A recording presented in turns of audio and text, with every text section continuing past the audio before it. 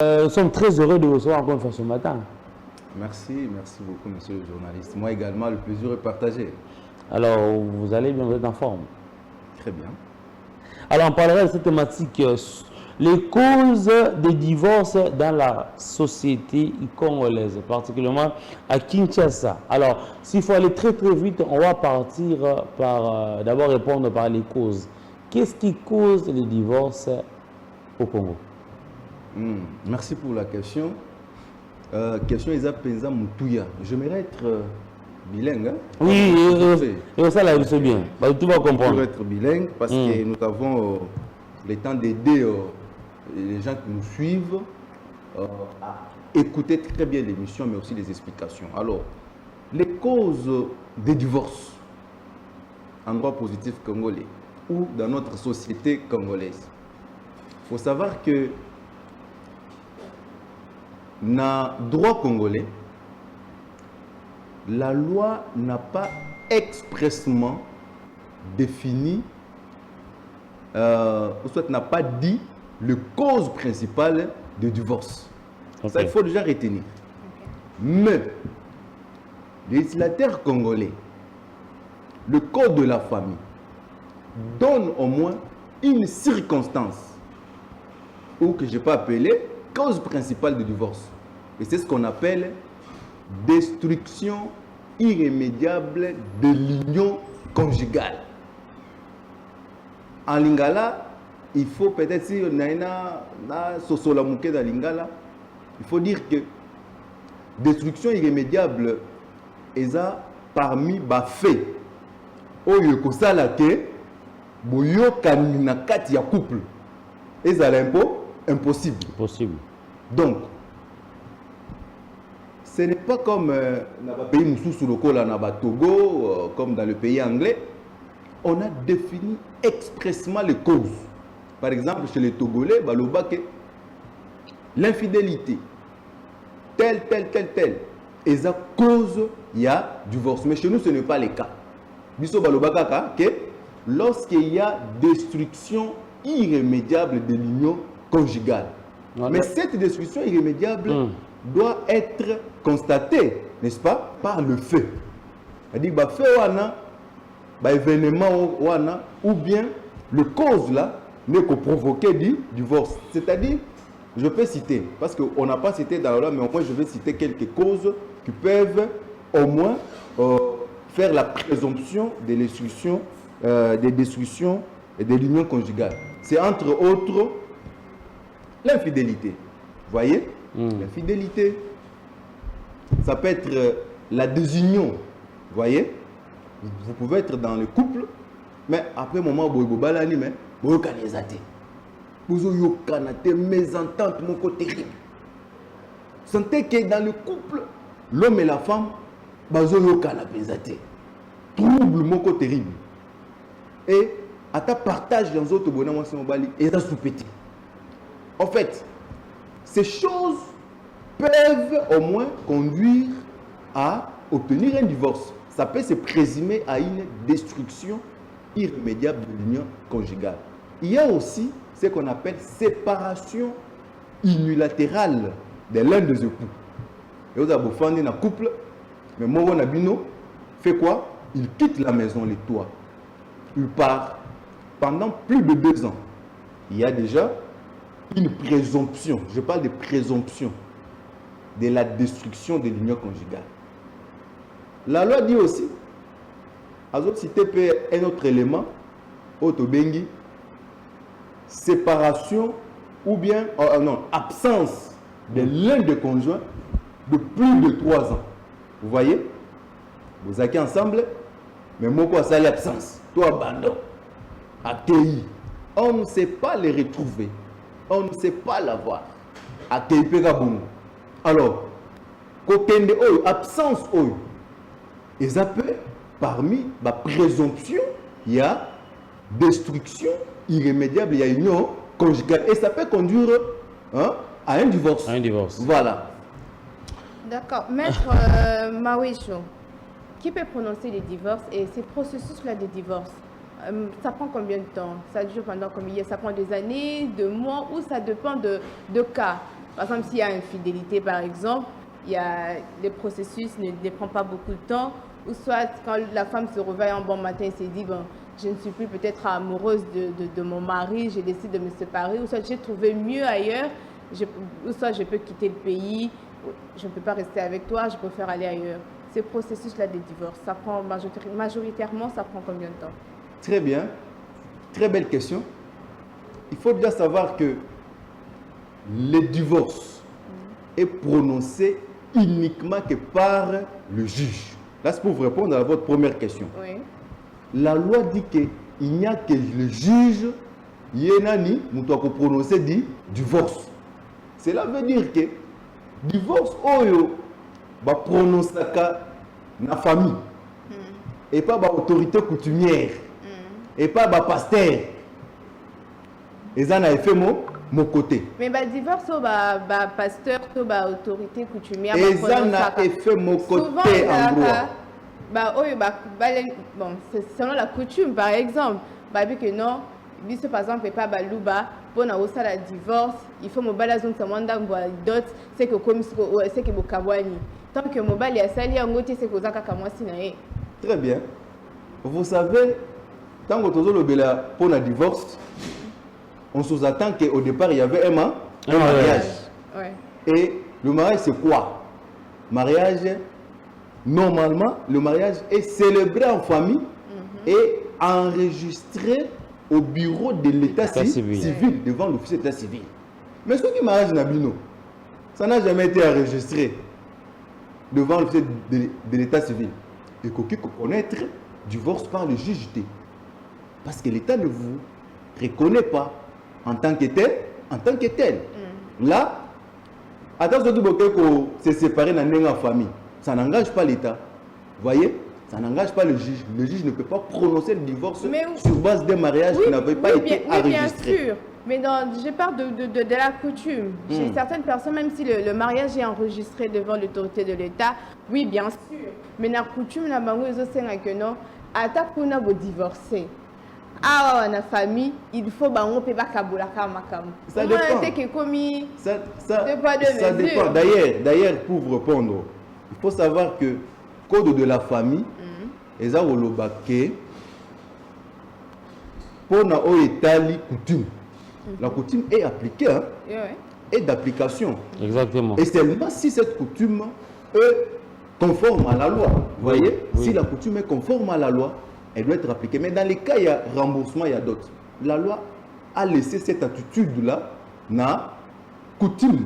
Il y a un des époux. Donc, vous pouvez aller continuer avec votre situation de remboursement selon la coutume. Le juge peut même en connaître. C'est une question. Alors maître, j'ai des questions. La première question, c'est de savoir, est-ce que, puisque quand on suit souvent des procès, on voit, non, le tribunal est jugé incompétent. Ça veut dire qu'il n'est pas le juge naturel de la personne qui doit se défendre, si on peut dire.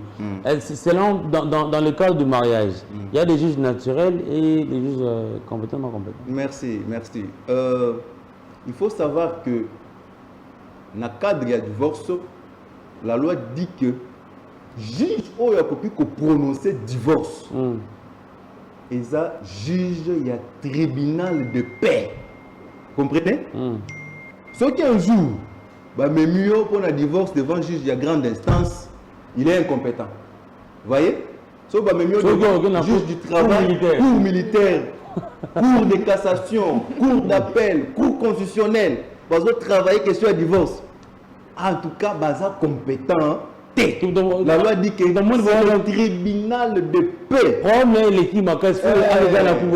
le président de la République. Il a divorcé. Il a un tribunal de paix. Tribunal de paix. Et il faut aussi spécifier. Le tribunal de paix, il y a tribunal de paix, il y a dernière résidence, il y a époux. Ou bien résidence, il y a le mouton qu'on a signé. C'est-à-dire, maître junior, Alingina, c'est un divorce, na mwasi na ngai. Alors, na kokende pas, il y a juge de paix, il y a résidence, il y a mwasi na ngai, biseka zali. Ok, ça veut dire, na commune, dans le district. Non, par exemple, moi si nangai on a une salle de divorce, azo vanda na ngaliema. Ngai nazo vanda na matete par exemple. OK. On a un divorce. N'a pas juge. Hein? Il y a bisika moi ngazo vanda pour un divorce et c'est le juge du tribunal de paix de Ngaliema, de la résidence de ma femme qui est compétent. Mais ce n'est que le tribunal de paix qui peut prononcer le divorce. Mais ce que tu veux faire là pour moi moi sinon kende wapi. La résidence à biso. So bozo vanda na moi si. Alors c'est le juge de votre résidence. OK. La dernière résidence. Donc bisika bozali ou bisika bozalaka avant de se séparer. Très bien. C'est lui qui est compétent. Alors, mais pour compléter aussi la question de madame, parce qu'à tout le monde pour savoir en fait, combien de temps cela peut prendre. Alors, processus de divorce, il y a moins de temps. Vous voyez? Pourquoi? Parce que tant que pour formuler demande de divorce, le juge a directement à prononcer divorce.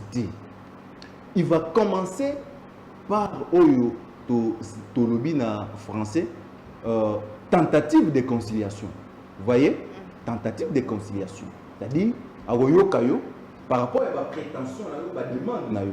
Vous voulez divorcer pourquoi? Au bando lobelaye le problème, le fait, les situations pour lesquelles olingi o se séparer na mutuana. Alors ces événements que vous allez rencontrer au juge, en fait raconter au juge, il faut que dans le sens il y a destruction. Bon bébé et fan de Luna, couple. Ce qui va maramozo la juge. Et ce que nous rencontrer, idée, il y a destruction, il y a couple, moyen pour se divorcer, exaté. Après ça vient au moins temps il y a réflexion. Vous voyez? Oui. Et ce temps-là peut prendre à peu près 6 mois. OK. Tout à fait 6 mois. Parce que dans les 6 mois, on suppose que ça a au moins un raisonnement logique. Dans ces cas-là, on peut éviter le divorce. Il y a moyen d'éviter le divorce dans ce cas-là. Justement, parce que le divorce, c'est une action des époux. C'est-à-dire qu'il y a que Yona, moi, si vous avez un divorce. Donc, personne tierce ne peut demander divorce à votre place. C'est pourquoi on vous donne toujours le temps de réflexion. D'ailleurs, plus grave encore, le juge a toujours fait ceci. Lorsqu'il invite le couple à une tentative de conciliation, à Kenasu Moussika, avec Alisusuba et un droit, à Obenga papa, mère et à moi, si tu as mon bali pona, à Mekako Sangisa Maye, l'époux qui a trouvé pourquoi vous voulez divorcer. Mais ce cas Boyo Kanizaka Kate, en ce moment-là, le juge va maintenant faire le rapport. Autobengi peut y a une conciliation, c'est-à-dire Boyo Kanizate, dossier est fixé devant le juge pour connaître Maître, 6 mois pour faire les tentatives de conciliation. Likamboza et pas lorsqu'on parle de destruction, l'État congolais n'a pas fixé de quoi, puisque pour cet exemple, il y a Côte d'Ivoire, je crois, notre pays au Togo, au Batangi Penza. Pour deux causes, mobile a cause de divorce. Quelques causes, on va être un divorce. Mais vous ne trouvez pas que c'est très vague et qu'on pouvait quand même bien spécifier, puisque quelqu'un peut se réveiller d'un bon matin et se dit voilà, moi c'est un homme solo, par exemple. Il faut tout boyana, non supporter un côté. Bon meki, et aussi mararate. Mais vous ne trouvez pas que c'est dire que destruction, c'est un peu vague? Très bien. On ne peut pas proposer notre loi. Destruction irrémédiable de l'union conjugale comme cause, c'est trop vague.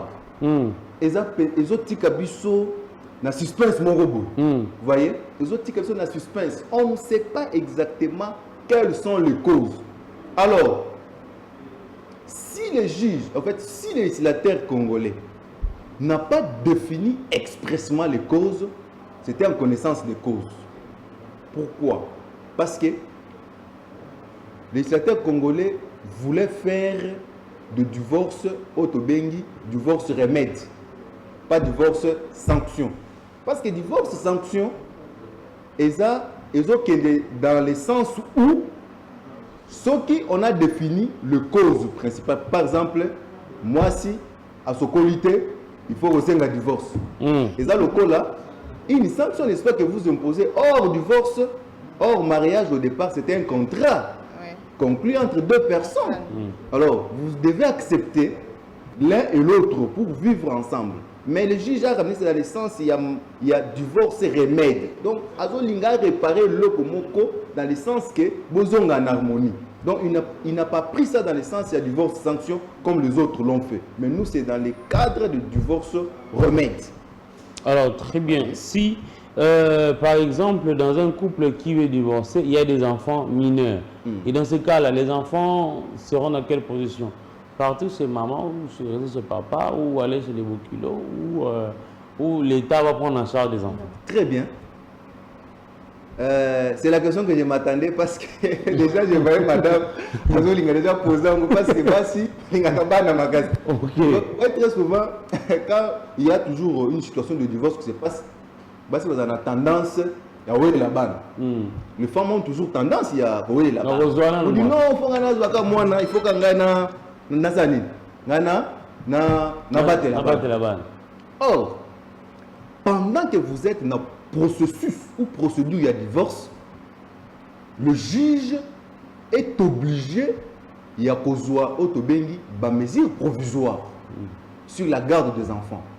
Alors, les mesures provisoires sur la garde des enfants doivent au moins définir justement entre les deux époux, Nani Akobo, Aobomba, Ban. En d'autres termes aussi, ceux qui vont prononcer le divorce, quelle est la situation des enfants mineurs? Le juge, avant de prononcer le divorce, il doit au moins prendre une mesure provisoire pour confier entre les deux époux, Nana Bombaba, Ban. Mais actuellement, là il faut souligner, actuellement avec l'avènement de la loi de 2009 sur la protection de l'enfant, la compétence, il y a pour ça l'attribution ou bien pour confier garde d'enfant à l'un de ses époux a été dévolue au tribunal pour enfants. C'est-à-dire, nous allons un processus de divorce devant le juge de paix, mais le juge de paix peut encore, pour ça, une question préjudicielle. À télémissina nous, processus naïe, à renvoyer Bissot nous devant le juge pour enfants pour définir justement, en fait, pour définir qui doit garder les enfants. Mais à la fin il y a processus de divorce, le jugement est fini, à prononcer le divorce. Dans ce cas-là maintenant, le jugement Oyo est confié l'un de vous bana en examen au jugement naïe, à participer à directive entre autres ceux qui gardent d'enfants et qui pas papa. Mais maman, vous avez un droit de visite. C'est-à-dire, on va le visiter, vous avez droit de visite sur vos enfants. Vous êtes obligé d'aller visiter les enfants selon position ou bien selon façon au juge à déterminer le jugement. Par exemple, dans la grande vacances, on peut dire, partir à grande vacances, ce n'est pas maman Nabango comme c'est papa qui a la garde d'enfant. Et la garde d'enfant a des conditions pour vous l'être accordé. C'est d'ailleurs la question que je voulais poser. Quel est le profil du parent, la femme ou l'homme qui doit garder l'enfant? Voilà. Il y a des conditions qui doivent être réunies pour que confier au garde d'enfant. Un, vous devez justifier d'abord votre capacité financière de supporter les enfants. Vous voyez, si la maman a suffisamment de moyens, qui peut faire en sorte que épanouissement et abana, protection, sécurité na bango, intérêt na bango izala, protéger, sécuriser.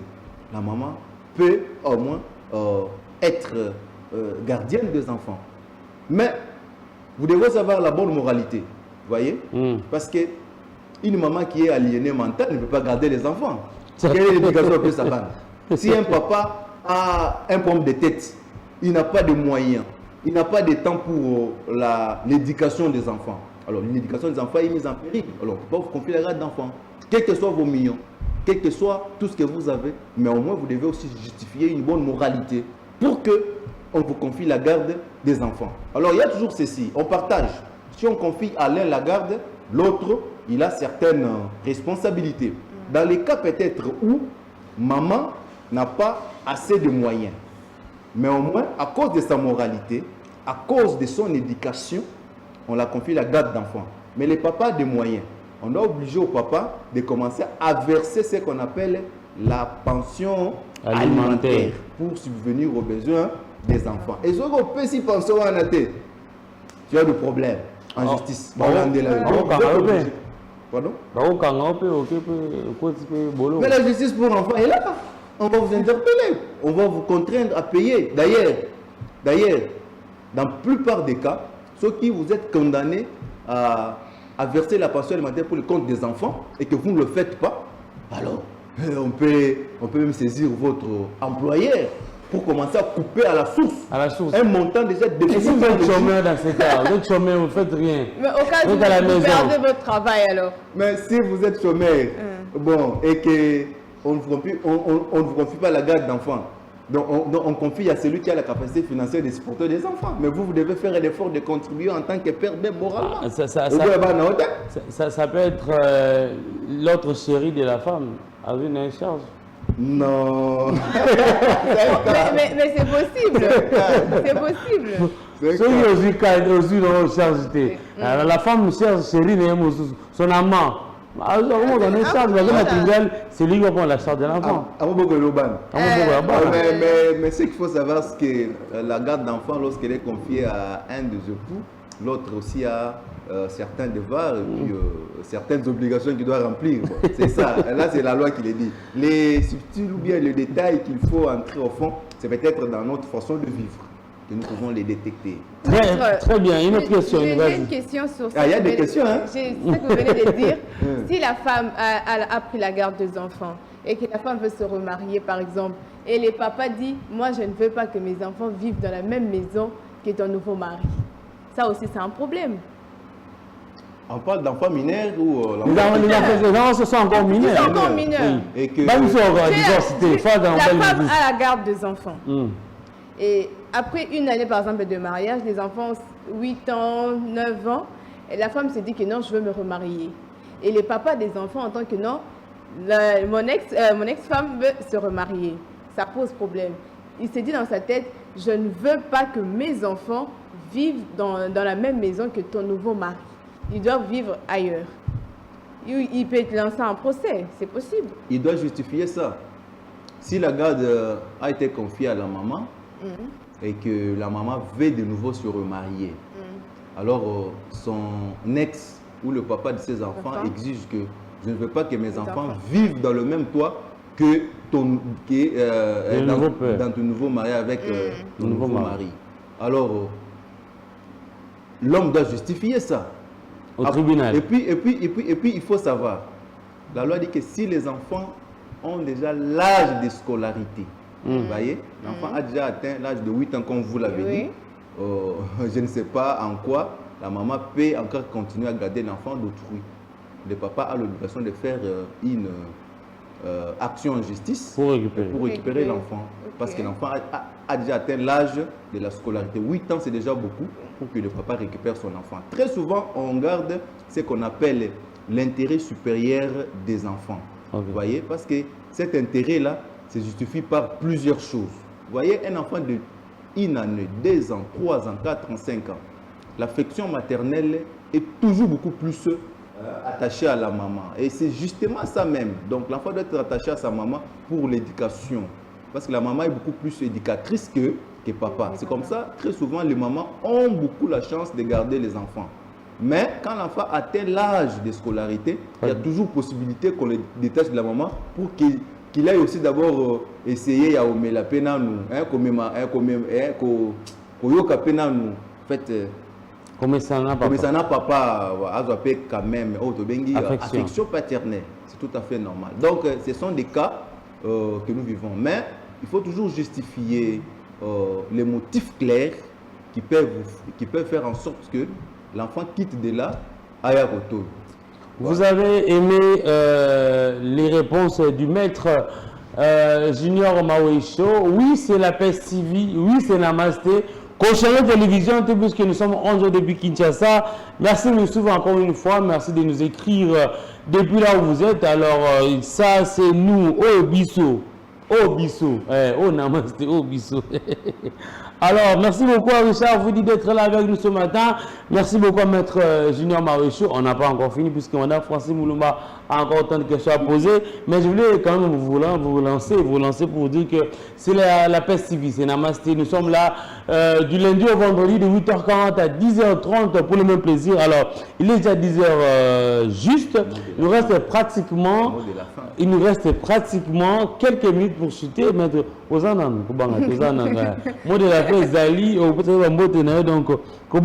il faut qu'on relance. Pour battre la. Alors, merci beaucoup de rester branchés. Alors, on va prendre deux autres questions, 2 ou 3 questions. Dernière question, Francis Moulumba. Quels sont les droits de chaque conjoint après les divorces? Les droits de chaque conjoint après le divorce. Après le divorce, vous n'êtes pas ensemble, n'est-ce pas? C'est-à-dire qu'on vous a séparés. Chacun est libre de faire sa vie. Le divorce met fin au mariage. Vous n'êtes pas ensemble. Sauf au cas où, dans votre mariage, il y a eu des enfants. Il y a une obligation qui vous lie encore, juste pour les enfants. Comme on vient tantôt de les dire. Papa, à cause de la banane, mais maman garde le droit de visite. À cause de la moine et l'amba, à cause de l'enfant, le papa peut aller rendre visite en fait, à son ex à cause des enfants.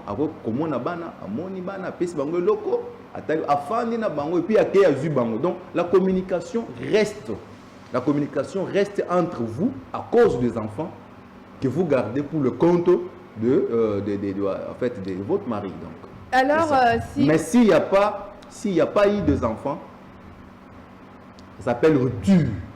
Totale. C'est dans ces cas-là, c'est là où je suis. Il n'y a pas eu d'enfant. Non, il y a rupture totale. Mais mon ex-mari continue toujours à me suivre, à me harceler, à m'appeler. Il est jaloux. S'il ne va par exemple parler avec Joseph, il dit Joseph,